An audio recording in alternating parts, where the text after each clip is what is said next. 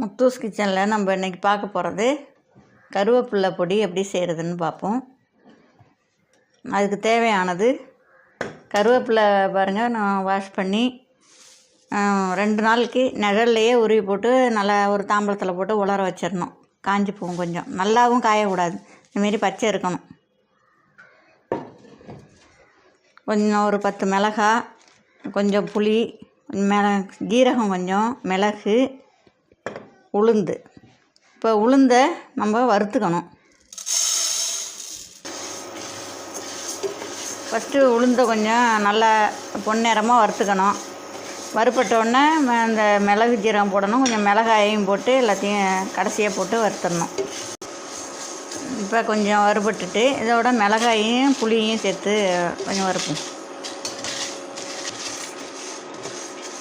இப்போ பாருங்கள், நல்லா இந்த பொன்னிறமாக வறுபட்டுட்டு இப்போ இந்த மிளகையும் ஜீரகத்தையும் போட்டு ஒரு நிமிஷம் கிளறி விடணும்.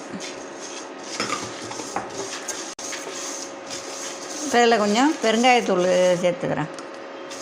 அப்படியே ரொம்ப கருவ விடக்கூடாது, கொஞ்சம் இதாக விடணும். இப்போ இந்த வறுபட்டு போச்சு, இதை இறக்கி ஆற வச்சுட்டு அடுத்து கருவேப்பிலையை வறுக்கணும். இப்போ கருவேப்பிலை வறுக்க கொஞ்சோண்டு ஒரு 1/2 ஸ்பூன் எண்ணெய் ஊற்றிக்கிட்டால் போதும். நல்லெண்ணெய் ஊற்றிருக்கேன். ஏன்னா எண்ணெய் கொஞ்சம் ஊற்றி வறுத்தா தான் அது கலர் மாறாமல் பச்சை கலராகவே இருக்கும்.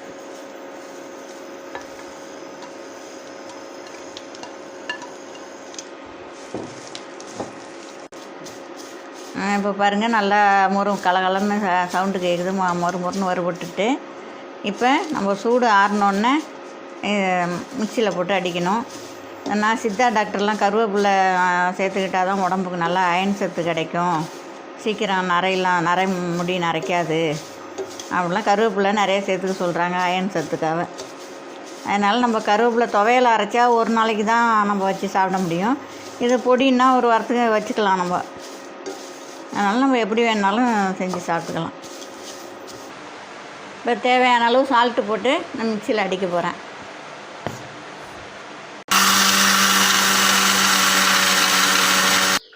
இப்போ பாருங்கள், கருவேப்பிலை ரெடி ஆயிடுச்சு.